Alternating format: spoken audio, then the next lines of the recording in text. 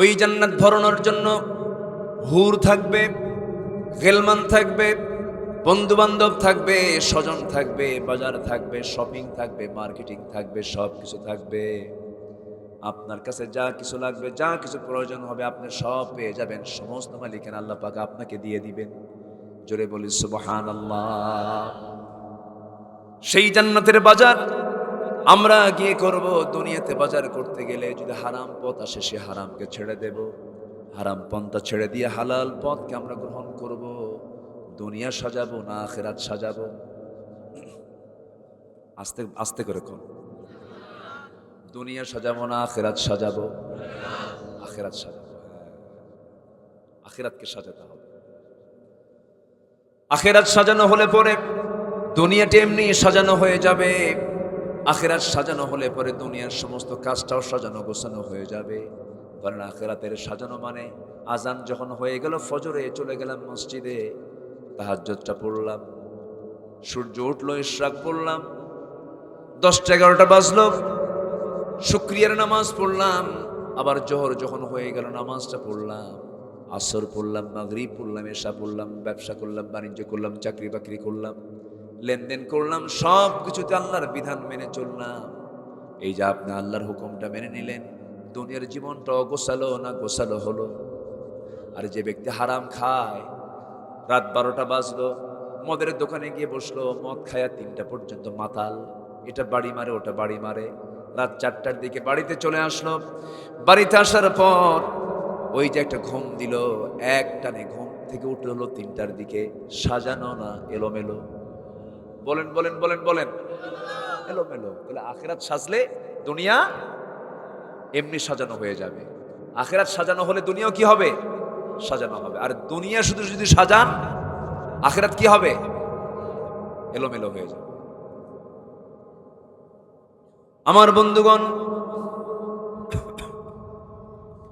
ইসলাম মানে এটা মনে করবেন না ইসলাম মানলাম অসচ্ছল হয়ে যাব, তা না। ইসলাম যদি মেনে চলি, আমার আপনার জন্য দুনিয়াটাও সাজানো হয়ে যাবে, আখিরাতটাও সাজানো হয়ে যাবে, এলোমেলো থাকবে না। এই জন্য আমরা প্রস্তুতি নেব দুনিয়ার না আখিরাতের। বলেন বলেন বলেন, বাজার করব কোথায় গিয়ে? আসতে কয়, এই এই ছেঁড়া মার্কা সালার ব্যাগ নিয়ে, মানে এই জন্য আপনাদের সন্দেহ লাগতেছে এই জান্নাত দিকেও বাজার করা লাগবে নাকি? এই টেনশন করতেছেন নাকি আপনারা? আল্লাহু আকবার। বাজার কেন? ওই বাজার বুঝাইনি আমি। শুধু জান্নাতের ভেতর দিয়ে আপনি একটা মানে একটা মোহরা দিবেন, উড়ন্ত পাখি উড়ে যায়, শুধু মনে মনে বলবেন পাখিটা যদি খাওয়া যেত, সামনে ফ্রাই হয়ে আপনার সামনে হাজির হয়ে গেছে। জোরে বলেন সুবহানাল্লাহ। দুনিয়ার ফল বুড়া খেলে পরে বুড়াই হয়, যুবক খাইলে যুবক হয়, কিন্তু জান্নাতের ফল যে একবার খাবে সে কখনো বুড়া হবে না। জোরে বলি সুবহানাল্লাহ। জান্নাতের খাবার খেলে পরে তার মধ্যে কোনো মানে বার্ধক্যের ছাপ আসবে না। জমজমে কি বলে, হাউজে কাউসারের পানি পান করলে পরে জীবনের মতো তার তৃষ্ণার যে একটা কাজ, তৃষ্ণার যে ফাংশন নিবারণ হয়ে যাবে, থাকবেই না। জান্নাতের মধ্যে কোনো বাথরুম নাই, অর্থাৎ টয়লেট নাই। জান্নাতের মধ্যে কোনো টয়লেট থাকবে না। জান্নাতের মধ্যে কোনো ঘুম থাকবে না। মনে মনে চিন্তা করছে, হুজুর তাহলে তো বেকায়দা, ঘুম না পারলে তো গা জ্বলে, মেন্টালি ঠিক থাকে না। আর টয়লেট ছাড়া, পেশাব পায়খানা ছাড়া কেমনে থাকবো আমরা ওই জায়গায়? কি এরকম মনে হচ্ছে নাকি আপনাদের? কিন্তু মনে হওয়া স্বাভাবিক যে সেখানে যাব। এখন আমি প্রশ্ন করি, জান্নাতে যায় যদি শুধু ঘন ঘন পেশাব আর পায়খানাই ঢোকা লাগে, ওই জান্নাত পায় লাভ হলো? ওটা তো দুনিয়াই হয়ে গেল, ঠিক আছে না? ওটা কি হলো? দুনিয়াই হয়ে গেল। আবার যদি এই দুনিয়ার জীবনের কথা বলি, 70 বছর হায়াত পেয়েছি, 70 বছর দুনিয়া থেকে বিদায় নিয়ে নিলাম। আমরা যদি মূলত কাজের সময়টা বলি, 70 বছর কি আমরা কাজ করতে পারি নাকি? না। মার কোলে চলে যায় 2 বছর, বড় হতে চলে যায় 15 বছর, এরপরে নিজে নিজে আপনি কাজ করা শিখলেন, সময়টা দিলেন, এর মধ্যে 24 ঘন্টার মোটামুটি 8 থেকে 9 ঘন্টা চলে যায় ঘুমে, বিভিন্ন কাজের মধ্যে চলে যায়, পেশাব পায়খানায় চলে যায়, বহু কাজে চলে যায়। আমার বন্ধুগণ, মোটামুটি দেখা যায় যে একটা মানুষ ঘুম পারে জীবনের 1/3 সময়। 70 বছরও যদি বয়স হয়, তার ঘুম পাড়তেই চলে যায় 20 থেকে 25 বছর। এটা একটা লস প্রজেক্ট। ঘুম মানে হলো মরা। জান্নাতে গিয়েও যদি আপনি ঘুমায় থাকেন, 24 ঘন্টার মধ্যে আপনি যদি ঘুমান 12 ঘন্টা, এটা লস আপনার। জান্নাতে চুল পরিমাণ কোনো লস থাকবে না, ঘুম থাকবে না। কিন্তু ঘুম যে থাকবে না, এটার জন্য যে কোনো ক্লান্তি, চুল পরিমাণ কোনো ক্লান্তি বান্দার মধ্যে আমার আল্লাহ রাখবেন না। যেরকম সুবহানাল্লাহ। কোনো ক্লান্তি হবে না। অনেকদিন পর পর মাঝে মাঝে একটা ঢেকুস উঠবে। ভিতর থেকে একটা ঢেকুস যখন উঠে যাবে, সব খাবারগুলো হজম হয়ে সব পরিপাকতন্ত্র ফ্রেশ হয়ে যাবে, সম্পূর্ণ নতুন করে প্রস্তুতি নিয়ে নেবে খাবার গ্রহণের জন্য। কোনো অসুবিধা হবে না। নাস্তিকরা কয়, হুজুর আপনি এই সমস্ত গালগপ্পগুলো, কল্পকাহিনীগুলো কেমনে বলেন? এগুলো বিশ্বাস করি না। এগুলো কি মোল্লার কথা না আমার আল্লাহর কথা? আমরা মার পেটের মধ্যে ছিলাম কয় মাস? আসতে বলবেন না, কয় মাস? কি খাইছি আমরা? কে খাওয়াইছে? আসতে বলবেন, কে খাওয়াইছে? কোন পায়খানায় গিয়ে পায়খানা করছেন? টয়লেট কই? হ্যাঁ, টয়লেট ছিল? তাহলে মার পেটে টয়লেট লাগে না। বেকুব যারা, নাস্তিক যারা বলে যে টয়লেট থাকবে না, সেখানে কেমনে থাকবে? মানুষ টয়লেট ছাড়া বাঁচতে পারে? তুই তো তোর মার পেটের মধ্যে 10 মাস ছিলি, পায়খানা করা লাগে না। আল্লাহ তোকে 10 মাস রেখেছেন পায়খানা ছাড়া। রাখছেন কিনা বলেন, রাখছেন কিনা বলেন? রেখে দিয়েছেন। কেমনে রাখলেন তিনি? আমার আল্লাহ যদি মার পেটের ভিতরে 9টি মাস 10টি মাস যদি সম্পূর্ণ টোটাল পেশাব পায়খানা বন্ধ করে যদি রাখতে পারেন, তিলে তিলে বড় করতে পারেন, সে আল্লাহ তাআলা বলছেন, বান্দারে এমন জান্নাত দেব যে জান্নাতের মধ্যে কোনো টয়লেট থাকবে না, কিছুর প্রয়োজন হবে না, আমি তোর সমস্ত প্রয়োজন মিটাইয়া দেব। শুধু সিস্টেম ভিন্ন হবে। কি হবে? সিস্টেম ভিন্ন হবে। দুনিয়ার খাবারে বুড়া হয়, কিন্তু জান্নাতের খাবারে কি হবে না? বুড়া হবে না। যৌবন ডাবল ডাবল হবে। লাইতে শাবাবে ইয়াউদ বলতে হবে না। বুড়া মানুষ খেলে হাই রে, যৌবন যদি আসতো রে, তাই না? বুড়া মানুষ তো এই দোয়াটাই করে, লাইতে শাবাবে ইয়াউদ, হাই রে যৌবনটা যদি আবার ফিরে পেতাম কতই না ভালো হতো। কিন্তু চাইয়া তো লাভ নাই। জান্নাতে হুর চাই। জান্নাতে কি চাইতে হবে? হুর চাইতে হবে। হুর নেবেন না জান্নাতের? কিছুই কয় না। এ যারা চায় না তারা পুরুষই না। এই জান্নাতে হুর নেবেন না? আপনারা হুর নেবেন না? এতে কেবল আওয়াজ আসতেছে। বলি আলহামদুলিল্লাহ। হ্যাঁ, আল্লাহ তাআলা হুর রেখে দিয়েছেন। লাম ইয়াতমিসহুন্না ইনসুন ক্বাবলাহুম ওয়ালা জান। যে হুরকে ইতিপূর্বে কোনো জিন এবং ইনসান স্পর্শ করেনি। আল্লাহু আকবার। কি অফার আল্লাহ পাক রেখে দিয়েছেন। আর যুবকরা পাগলা হয়ে যায়। আল্লাহ বলছেন, এমন হুর দেব তোরে, কোন জিন ইনসান তাকে স্পর্শ করে না, তাকে দেখি নাই। আর আজকের যুবকরা গার্লস স্কুলের সামনে যায়া দুনিয়ার কিছু হুর পায়া সিধে পড়ে থাকে। আছে না নাই? মেয়েটা বের হলো, পিছে পিছে যায় এতিমের মতো। কিসের মতো বলেন তো? এতিমের মতো। পিছন থেকে বলে, আমি তোমারে খুব ভালোবাসি। আচ্ছা, বিয়ের আগে ভালোবাসা হয়? আজ থেকে বিয়ের আগে ভালোবাসা হয়? ভালোবাসা হবে বিয়ের কি পরে। বিয়ের আগে কোনো ভালোবাসা না। বিয়ের আগে হয় জেনা। বিয়ের আগে কি হয়? চোখের জেনা, হাতের জেনা, পায়ের জেনা, মনের জেনা, কানের জেনা। আছে না নাই? এগুলো জেনা হয়ে যায়। এগুলো কোরবান, এগুলো লস প্রজেক্ট। বিয়ের আগ দিয়া যা, ওই যে চুড়ি ফিতা আশকারা মাস্কারা ওই মেয়েকে যা কিনে দিবে, এগুলো সব লস প্রজেক্ট। এগুলোতে প্রজেক্টে টাকা পয়সা খরচ করো না। বিয়ে সাথে প্রয়োজন হলে পরে বিয়ের সময় দরজার সামনে দিক দিয়ে গিয়ে প্রস্তাব দিয়ে দিবা। একদম সরাসরি ফ্যামিলিতে আব্বাকে পাঠায় দিবা, মাকে পাঠায় দিবা। মতে ঘাতে এই সিপাই সুপাই চুরি করার দরকারটা কি? এগুলো কি কি দরকার? এগুলোর কোনো আরাম, এগুলোর কোনো শান্তি। অনেকে বলে, সেদিন আমাকে কোথায় যেন বললো, হুজুর আমাদের এই বিয়েটা খুব বরকতের হুজুর, আমাদের লাভ ম্যারেজ। আমি মনে মনে কি লুচ্চা ম্যারেজ। বিয়ের আগে বিবাহ পূর্ব কোনো সম্পর্ক কখনো বৈধ হতে পারে। এই সমস্ত কথাগুলো কি বলার দরকার আছে? বলার দরকার আছে না নাই? আমার আজকের সাবজেক্ট হচ্ছে আমরা আখিরাতের প্রস্তুতি নেব। আমরা বাজার করব গিয়ে কোথায়? জান্নাত। আমার বন্ধুগণ, আখিরাতের প্রস্তুতির জন্য দুনিয়াটা কি টার্গেট করতে হবে, মৃত্যু পর্যন্ত আমাকে আপনাকে প্ল্যান করে চলতে হবে। আল্লাহ প্ল্যান দিয়ে দিয়েছেন কোরআনে কারীমের ভিতরে। মোটামুটি কোনো বান্দার মধ্যে যদি সুন্দর করে যদি প্রস্তুতি নিয়ে রাখে, 13টা কাজ করবে, সুন্দর করে সাজিয়ে নেবে, আল্লাহর জান্নাতে সে চলে যাবে। জোরে বলি সুবহানাল্লাহ। একটা একটা করে আমি শোনায় দেব, জোরে বলি ইনশাআল্লাহ। আজান কয়টায়? সময় আছে তো, কোনো সমস্যা নাই। দু একজন করে উঠতেছে, না বলেই যাচ্ছে। আচ্ছা, কোনো ক্লাসে যদি কোনো ছাত্র শিক্ষককে না বলে যায়, তখন শিক্ষক তো বলে আমার খুব ভালো ছাত্র এটা, এরকম বলে কি? আমি ওরকম শিক্ষক হতে পারিনি, কিন্তু এটা কোরআনের ক্লাস। কিসের ক্লাস বলেন তো? তাহলে শ্রেষ্ঠ ক্লাস কিসের ক্লাস? কোরআনের। শ্রেষ্ঠ ছাত্র কিসের ছাত্র? আর শ্রেষ্ঠ শিক্ষক কিসের শিক্ষক? তাহলে এখানে চরিত্র থাকতে হবে কি শ্রেষ্ঠ না নিকৃষ্ট? শ্রেষ্ঠ। এখানে বসতে হবে, নিজের ইচ্ছায় বসলাম, উঠলাম, নড়াচড়া করলাম না। এটা অন্য কোনো মঞ্চের মতো মঞ্চ নয়, এটা হলো কোরআনের ফুল বাগান। বলি আলহামদুলিল্লাহ। একটা লোক নড়বেন না, বসেন। আখিরাতের প্রস্তুতির জন্য দুনিয়ার জীবনে আমরা 13টা কাজ করে যাব। কয়টা কাজ করে যাব? 13টা কাজ। আমি কি একটা বলেছি এই পর্যন্ত? নুরু, ওয়াজ কি শেষ না শুরু? হ্যাঁ, এখন বসেন। কষ্ট পাচ্ছেন না তো আপনারা? জি। দিনের বেলা আমি তো অবাক হয়ে যাচ্ছি, এত সুন্দর করে আপনারা সব মাহফিলে চলে আসছেন। আলহামদুলিল্লাহ বলেন। এই গ্রামের বাসিন্দা কারা? হাবাসপুর কারা? দেখা তো হাবাসপুর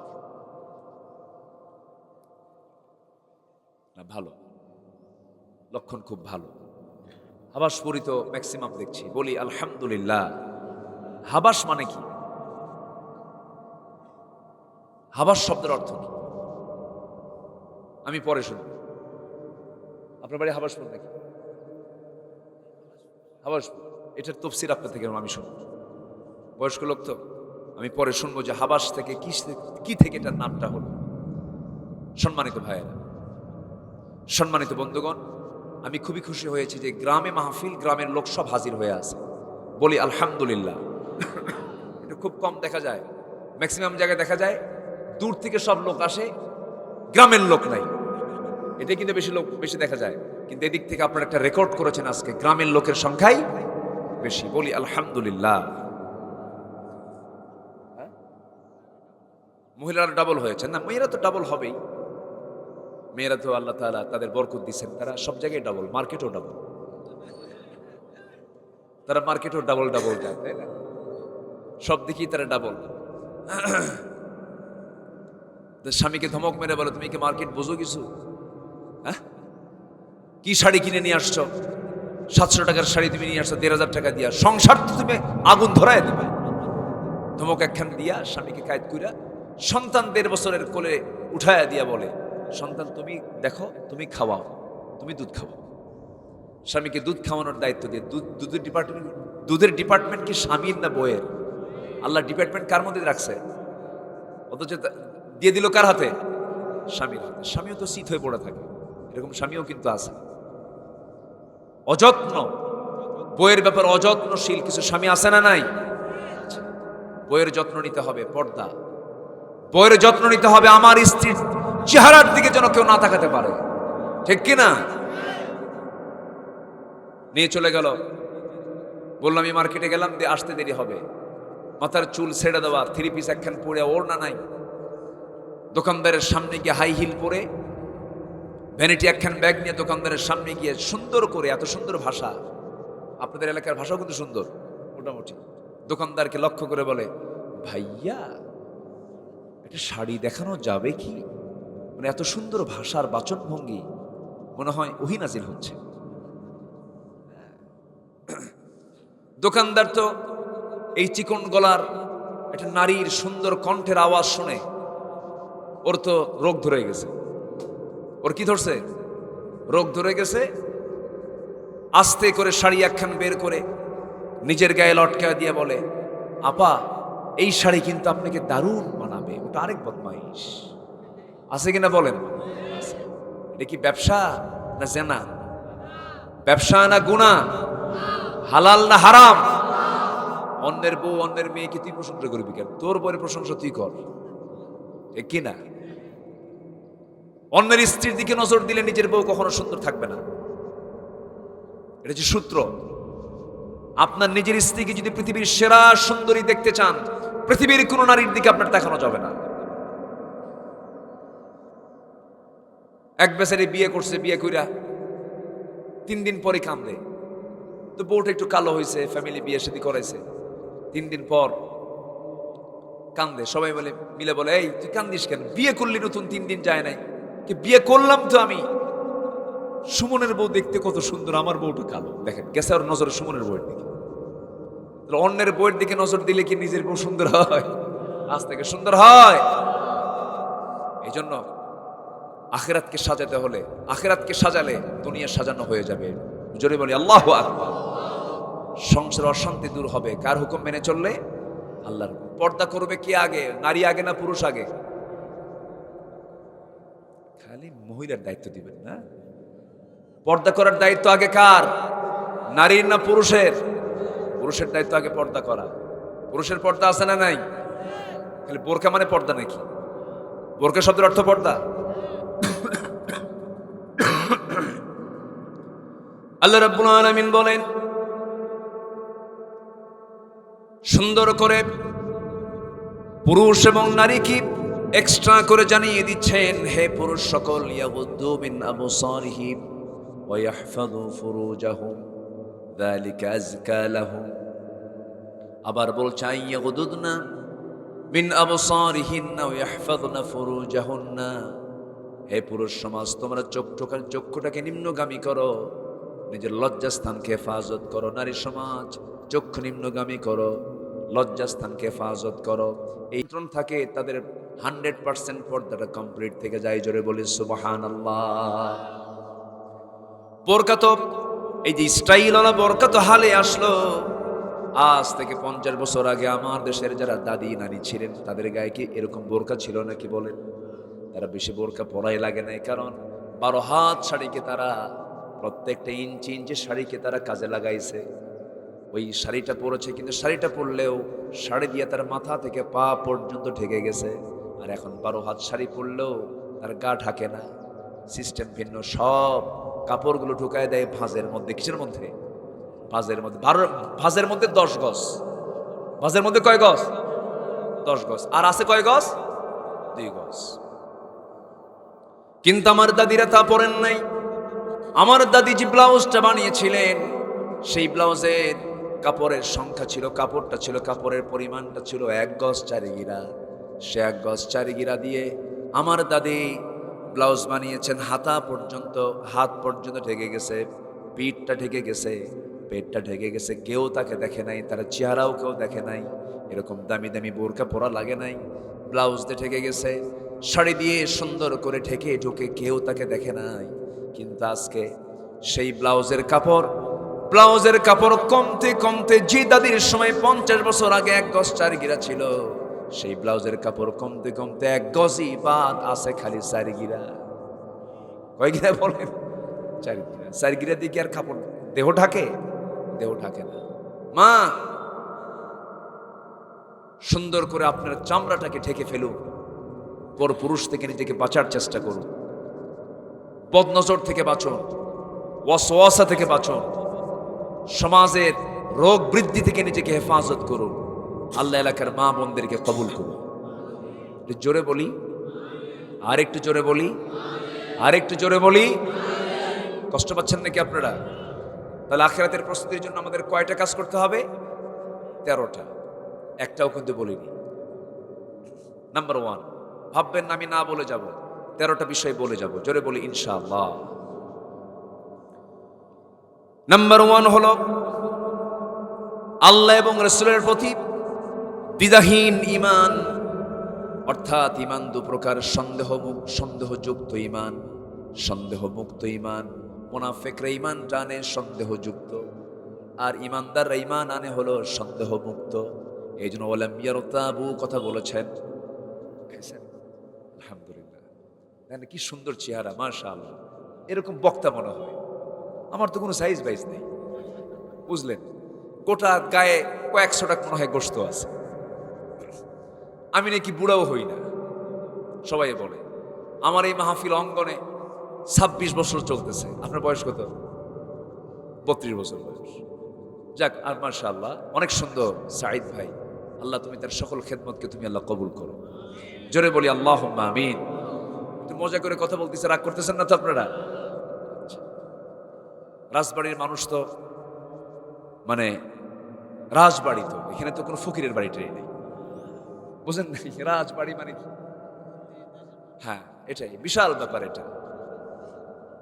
আলহামদুলিল্লাহ, অনেক ভালো। আল্লাহ আপনাদেরকে দুনিয়ারও রাজা বানাক, আখিরাতেরও রাজা বানাক। জোরে বলি আমিন। জান্নাতের মালিক বানায় দেন, নামাজ না পড়লেও চলবে।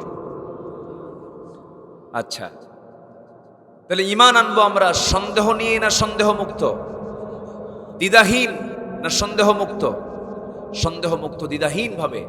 দ্বিধা নিয়ে ঈমান আনা যাবে না। আল্লাহ তাআলা ওই বান্দার এই প্রস্তুতিকে কবুল করবেন। জোরে বলি আল্লাহু আকবার। এটা হচ্ছে 1 নম্বর শর্ত।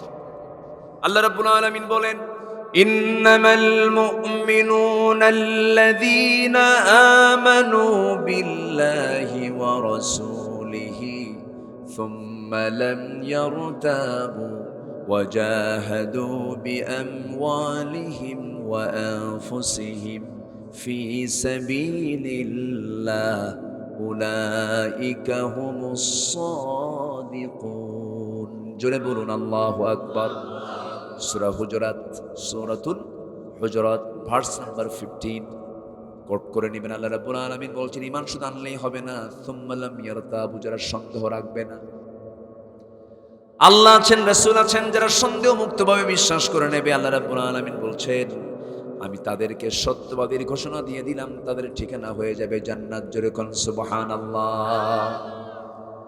এর মাঝে একটা আমলে আয়াতের মধ্যে ঢুকে যায়, ওয়াজাহাদু ফি সাবিলিল্লাহ, যারা আল্লাহর রাস্তায় জিহাদ করবে। জিহাদের গুরুত্ব ইসলামে আছে না নাই? জিহাদ মানে হলো চেষ্টা করা, জিহাদ মানে হলো সংগ্রাম করা, জিহাদ মানে হলো নড়াচড়া করা। বিমানটা উঠে এমনি এমনি না, চেষ্টা করে। বিমান যখন উপরে উঠতে নাই তখন একটা ধাক্কা মারে, চেষ্টা। এটা হচ্ছে জিহাদ, চেষ্টা। এই চেষ্টার মধ্য দিয়ে তো 5 আগস্টের বিজয়টা এসেছে। এই জিহাদ, এই চেষ্টা, এই মুজাহাদা করেছে আমার সন্তান, আপনার সন্তান। আল্লাহু আকবার বলেন। আমি ভাবছিলাম ছেলে পেলেগুলো মনে হয় এই ডিভাইস পায়া আর এই ফ্রি ফায়ারে পাবজি টাবজি পায়া মনে হয় এরা মানে পাগলা টাগলা হয়ে গেছে, আর এই জাতিকে দিয়ে কিছু করা যাবে না। কিন্তু এরা যে জাতে মাতাল তালে ঠিক, তা তো বুঝি নাই। একদম জায়গা মতো গিয়ে গণভবন ঘেরাও করে গণভবন দখল করে নিয়েছে। আল্লাহু আকবার বলেন। এই জাতিকে দিয়ে অনেক কিছু করা যাবে ইনশাআল্লাহ বলেন, ইনশাআল্লাহ বলেন। শুধু সৎ নেতৃত্বের দরকার। আমি জেনে ভাবছি কয়েকদিন, এবং এই দেশ কে বলেছে চোরের দেশ? কে বলেছে? নেতাগুলো চোর। আসতে কবে না, জোরে কোন ঠিক কিনা? সম্ভাবনাময় দেশ। 10টা দিন, 5ই আগস্ট থেকে 15ই আগস্ট পর্যন্ত। আমি এর মাঝখানে আবার 9 তারিখে সিঙ্গাপুর, মালয়েশিয়া গিয়েছিলাম। ইমিগ্রেশন ক্রস হতে নিয়ে দেখি কোনো পুলিশই নেই, একটা পুলিশও নেই। 10 দিন পর্যন্ত বাংলাদেশের এই প্রায় 500 570টা যে থানা, কোন একটা থানায় ফুল টাইম কোনো পুলিশের কার্যক্রম ছিল না। তাহলে একটা প্রশাসন ছাড়া দেশ 10 দিন চলেছে, কারা চালাইছে? জনগণ নিজের দায়িত্ব পালন করে চালাইছে। এটা ভারত পারতো না, ইউরোপ পারতো না, আমেরিকা পারতো না। এদেশের মানুষ আমানতদার, এদেশের মানুষ সবকিছু করতে পারবে, শুধু সঠিক একটা ইমাম বানান দরকার। ইমাম ইমাম ইমাম।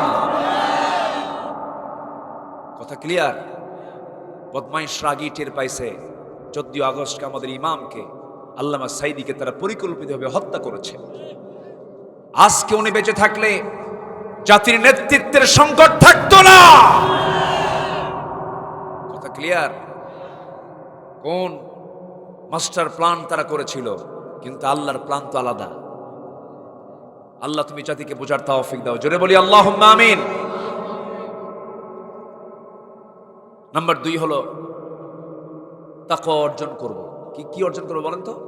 তাকওয়া। ভয় করব কাকে? আসতে বলবেন, ভয় করব কাকে? আল্লাহকে।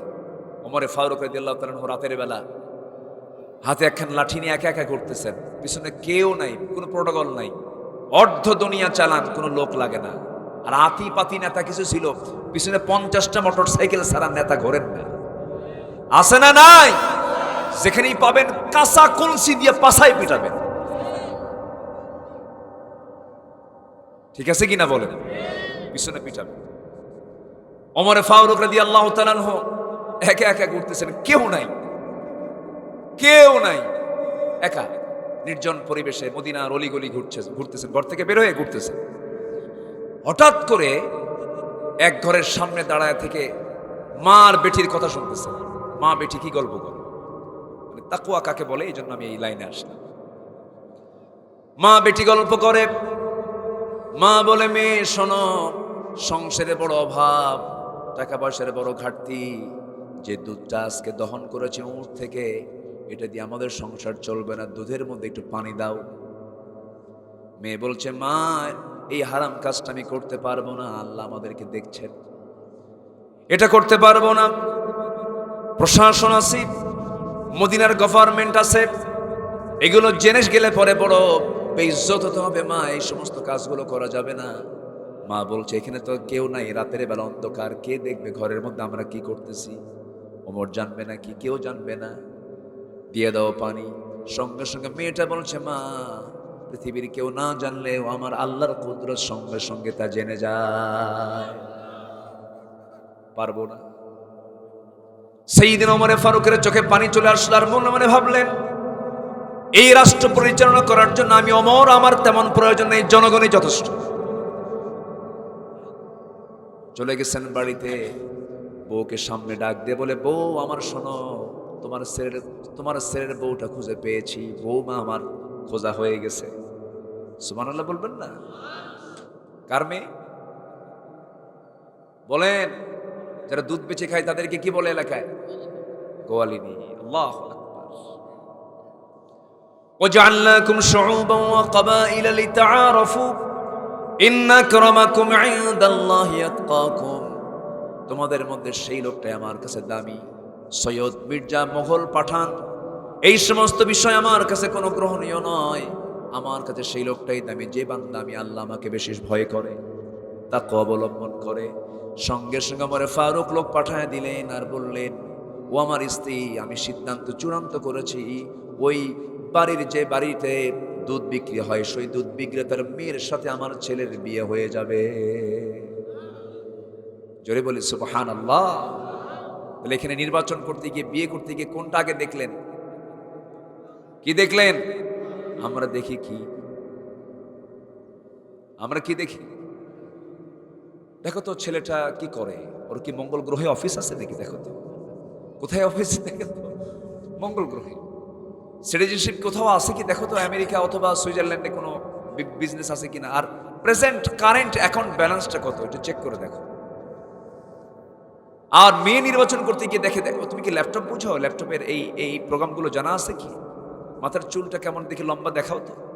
একটাবার বলে না কোরআন পড়তে পারে কিনা, একটাবার বলে না তার মধ্যে নামাজ আছে কিনা, একটাবার বলে না তোমার কোনো পর্দার কোনো ঘাটতি আছে কিনা।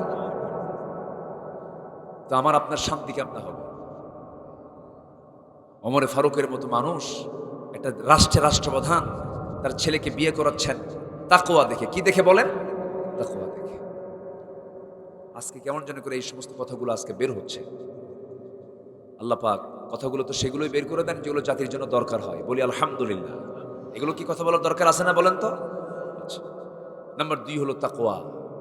আল্লাহ রাব্বুল আলামিন বলেন, তাআওয়ানু আলাল বিররি ওয়াত তাকওয়া ওয়া লা তাআওয়ানু আলাল ইসমি ওয়াল উদওয়ান ইত্তাকুল্লাহা ওয়া কুলু কাওলান সাদীদা ইত্তাকুল্লাহা হাক্কা তুকাতিহি ওয়া লা তামুতুন্না ইল্লা ওয়া আনতুম মুসলিমুন। জোরে বলুন আল্লাহু আকবার।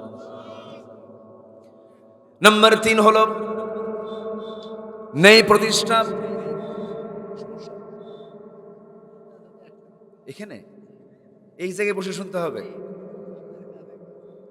আমার কাছে কাছে শুনবেন। মাশাআল্লাহ, আলহামদুলিল্লাহ। সেদিন এক অটিস্টিক অসুস্থ এক ছেলে মঞ্চে সভাপতির চেয়ারে, সভাপতি সাহেব নাই, উনি কোথায় জেনে গেছে, হাজার হাজার মানুষ, বুঝলেন? ও কোন দিক দিয়া এই মঞ্চের উপর দিয়ে কোন দিক দিয়ে আসছে, চট করে এসে সভাপতির চেয়ারে বসে গেছে। তো আমি ওয়াজ করি, জনগণ দিকে হাসে, আমি তাকায় দেখি ওরে দেখে হাসে।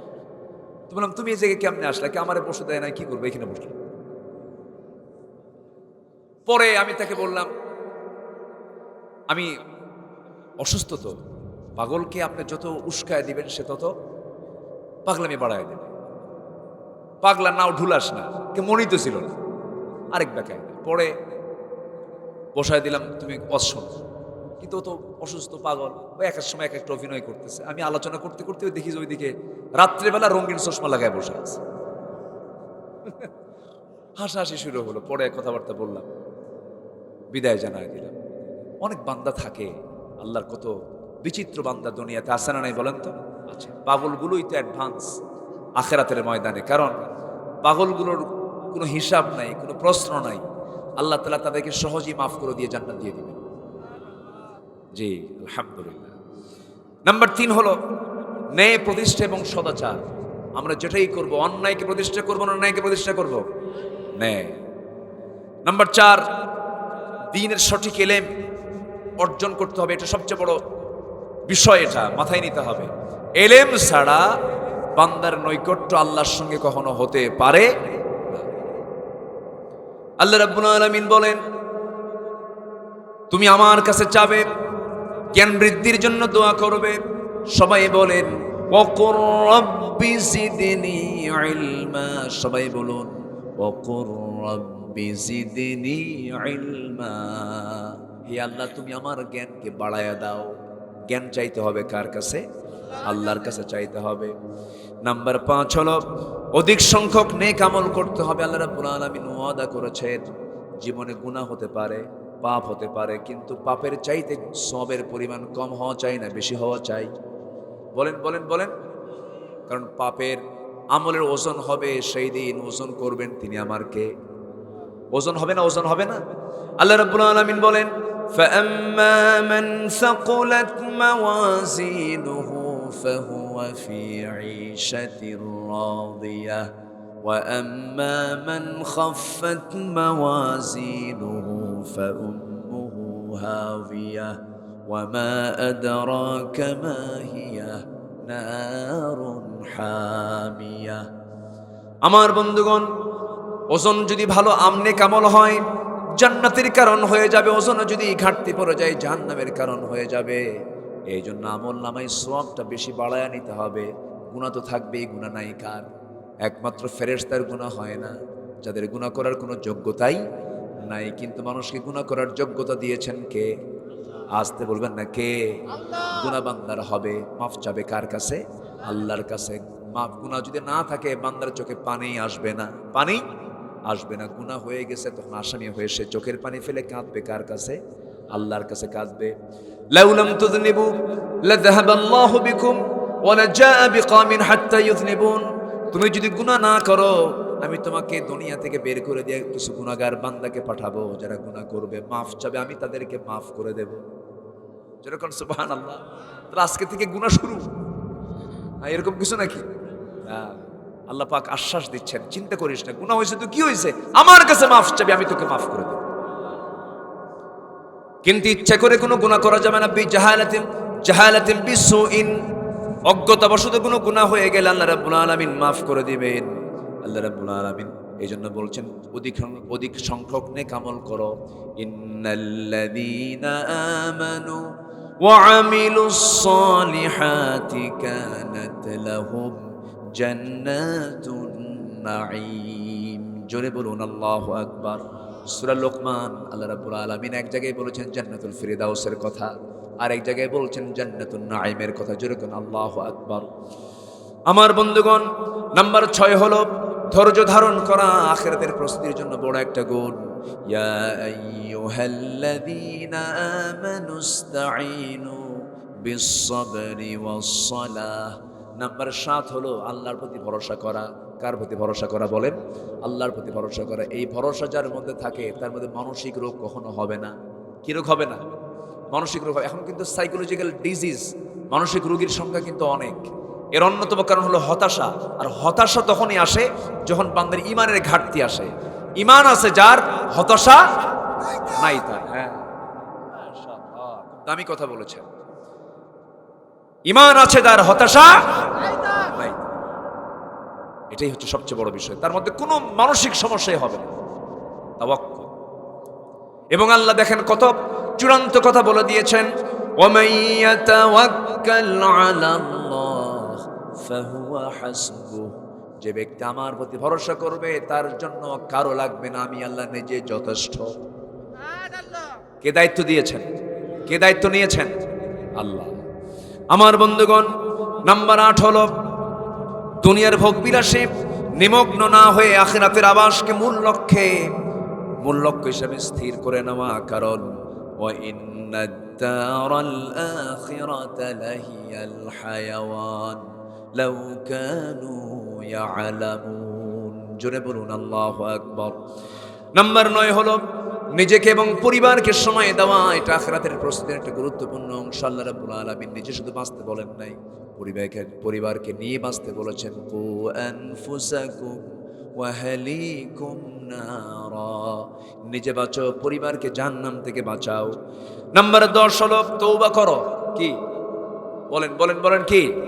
ইল্লা মান তাবা ওয়া আমানা ওয়া আমিলা সালিহান ফাউলাইকা ইউবাদদিলুল্লাহু সাইয়্যাতিহিম হাসানাত।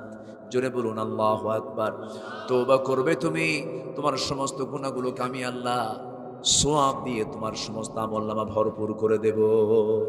তওবা করবে কে? আমরা। বলেন, তওবা করবে কে? আমরা। মাফ করবেন কে? আল্লাহ। আমরা তওবা করব, আমার দায়িত্ব হচ্ছে তওবা করা, আর মাফ করার দায়িত্ব কার? আল্লাহ। আমরা আমাদের দায়িত্ব পালন করে যাব। জোরে বলি ইনশাআল্লাহ। নাম্বার 11 হলো আল্লাহর পথে ব্যয় করা। ব্যয় করলে পরে কমে না বাড়ে। আল্লাহ একটা বীজের সঙ্গে তুলনা করেছেন, একটা শস্যের শীষের সঙ্গে তুলনা করেছেন। আল্লাহ রাব্বুল আলামিন সুন্দর করে উপমা দিচ্ছেন, মাসালুল লাযীনা ইউনফিকুনা আমওয়ালাহুম ফি সাবিলিল্লাহি কামাসালি হাববাতিন أنبتت 7 سنابل في كل سنبلة 100 حبة والله يضاعف لمن يشاء والله واسع عليم। জোরে বলুন আল্লাহু আকবার। আমি যে আয়াতগুলো বলতেছি বিরক্ত হচ্ছেন নাকি? একটা মাথায় রাখবেন, এই 16 বছর অনেক বাতিলরা ওয়াজ করছে, অনেক বদমাইশরা ওয়াজ করছে, ওদের মধ্যে কোনো আয়াত নাই। গালগপ্প করেছে। মাহফিলে যেখানেই যাবেন সেখানে আগে হাতের কড়াগুলো গুনবেন, হুজুর আজকে কয়টা আয়াত বললো। যে হুজুর যত বেশি আয়াত বলবে ভাববেন ওই মাহফিলটা তত বরকতপূর্ণ। আল্লামা সাঈদীর জীবনের সবচেয়ে বড় আলোচনার সবচেয়ে গুণগত দিক ছিল, তার গোটা আলোচনার মধ্যেই ছিল শুধু আয়াত দিয়ে ভরা। আল্লাহু আকবার বলেন। আয়াত যখন শুনবেন, কান লাগায় শুনবেন, তখন শোনাটা ফরজ। তখন শোনাটা কি? ফরজ। কিন্তু আমরা উল্টা দেখি, আমার দেশে যখন আলোচক যখন আয়াতের দিকে যায় তখন শ্রোতার সিয়ার অন্যদিকে চলে যায়। এটা ঠিক না। কিন্তু আয়াত যখন তেলাওয়াত হবে সেই সময় তার মনোযোগটা হতে হবে কম না বেশি? বেশি। আমার বন্ধুগণ, আল্লাহ রাব্বুল আলামিন বলছেন, আল্লাহর পথে দান করো, আমি তোমাকে ডাবল ডাবল বাড়ায় দেব। আমি আল্লাহ তোমাকে ডাবল দিলে পরে তোমার প্রাপ্তির ক্ষেত্রে চুল পরিমাণ কোনো ঘাটতি থাকবে না। জোরে কোন সুবহানাল্লাহ। নাম্বার 12 হলো শিরকের অন্তর্ভুক্ত সকল কর্মকাণ্ড থেকে নিজেকে পরিজ রাখা। মুনিবিনা ইলাইহি ওয়াত্তাকু মুসসালাতা ওয়া লা তাকুনু মিনাল মুশরিকিন মিনাল্লাযীনা ফাররাকু দীনাহুম ওয়া কানু শিয়আ কুল্লু হিজবিন বিমা লাদাইহিম ফারিহুন। জোরে বলুন আল্লাহু আকবার। নাম্বার 13 হলো আল্লাহ প্রদত্ত একমাত্র সঠিক পথের অনুসরণ। সিরাতুল মুস্তাকিম ছাড়া, ইসলাম ছাড়া, কোরআন ছাড়া, আল্লাহর দিন ছাড়া অন্য কোনো দিনের কাছে যাওয়া যাবে না। এই যদি হয় বান্দার সিদ্ধান্ত, আল্লাহ বলছেন ইয়া আইয়াতুহান নাফসুল মুতমাইন্নাতু ইরজিই ইলা রাব্বিকি রাদিয়াতাম মারদিয়াহ ফাদখুলি ফি ইবাদি ওয়াদখুলি জান্নাতি। জোরে বলুন আল্লাহু আকবার। এগুলো কাজ করো, আমার জান্নাতে ঢুকে যাও, কোনো সমস্যা তোমার হবে না। কে তোমাকে আটকাবে? কেউ তোমাকে আটকানোর সাহস পাবে না। আমি আল্লাহ তোমাকে জান্নাত দিয়ে দেবো। জোরে বলুন সুবহানাল্লাহ। আখিরাতের প্রস্তুতি কি দেখেন। এই ছোট্ট একটা কথা বলি, আমি শেষের দিকে আস্তে আস্তে চলে যাচ্ছি। আজান মনে হয়ে গেছে, একটু মনোযোগ দিয়ে শুনবেন। একজন সাহাবীর বাড়ি ছিল মক্কা এবং মদিনার ঠিক মাঝখান বরাবর একটা বাড়ি তার ছিল। বাপটা মারা গেছে ছোটবেলায়, চাচার কাছে মানুষ হয়েছেন, বুঝ এসেছে, বয়স হয়ে গেছে, নবুয়তের দাওয়াত পেয়েছেন, কালিমার দাওয়াত পেয়েছেন, কালিমা গ্রহণ করে নিয়েছেন। ভাতিজারি দিন গ্রহণ শুনে, চাচা ছিল মুশরিক কাফের ছিল, চাচা বলতেছে ভাতিজা শুনলাম তুমি নাকি কালিমা পড়েছো, শুনবেন কেন আপনিও দেখেন লা ইলাহা ইল্লাল্লাহ। দোয়া করে দেই। এই যে হ্যাঁ একটু বসেন। নামাজ আমরা তো পড়বো না নাকি? আমরা কি বেনামাজি নাকি? নামাজ তো আমরাও পড়ব। বসেন, আপনিও পড়বেন, ওযুর সুযোগ আছে। নামাজ আমরা সবাই পড়বো, এটাতে নামাজের জায়গা। তো সবাই থাকেন, আমরা একসঙ্গে বিদায় হবো এখান থেকে। জোরে বলি ইনশাআল্লাহ। চাচা বলতেছে ভাতিজা শুনলাম তুমি নাকি কালেমা গ্রহণ করছো। কেন শুনবেন কেন? আপনি দেখেন, তুমি কি জানো সব আমি নিয়ে নেব, কিন্তু যা সম্পত্তি আমি তোমাকে দিয়েছিলাম, তোমার বাপ মারা গেছে, আমি তোমাকে নিজের সন্তান মনে করে বড় করেছি। আপনি জোর করে নেবেন কেন? আমি আপনাকে আপোষ দিয়ে দিব, যা নেবেন নেবেন, সমস্যা নেই। রাগ কইরা থাপ্পড় মেরে জমিনে ফেলে দিয়া পরনের জামাটা পর্যন্ত খুলে নিল চাচা। লুঙ্গিটা পর্যন্ত টান মেরে খুলে উলঙ্গ করে ঘাট ধাক্কা দিয়ে মেরে রক্তাক্ত করে ঘর থেকে বের করে দিচ্ছে। যা। মার দরজায় গিয়ে নক করে বলে, মা দরজা খুলবা কিন্তু আমার দিকে তাকাবা না। আমার চাচা আমাকে সবকিছু থেকে মাহরুম তো করেছে, আমার লুঙ্গিটা পর্যন্ত খুলে নিয়েছে। দেখো তো ছোট্ট একটা কাপড় দেওয়া যায় কিনা, আমার সতরটা আমি ঢাকতে চাই। আমি কোথাও যাব না, আমি আমার নবীর দরবারে চলে যাব। সব বিক্রি করে দিলেন। সব কি করে দিলেন বলেন তো? বিক্রি করে দিলেন।